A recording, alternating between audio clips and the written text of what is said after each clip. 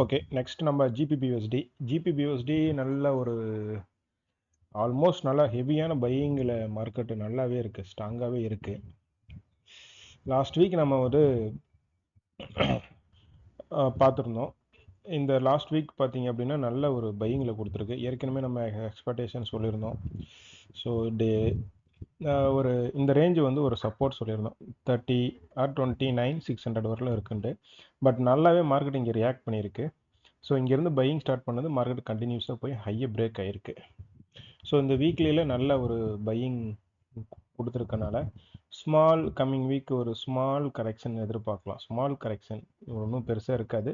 So Monday market பார்க்கலாம். Again support வந்து 32,500 range, 600 range. இந்த ரேஞ்சு 500 to 600 ரேஞ்சு இங்கே ஒரு மண்டே மார்க்கெட்டு. பையிங் கிடச்சா இங்கே எடுத்துக்கோங்க. 700 நீங்கள் 32,700 பையிங் கிடைச்சா தாராளமாக எடுத்துக்கோங்க. 500 வந்து அகைன் லாட் ஆட் பண்ணிக்கோங்க.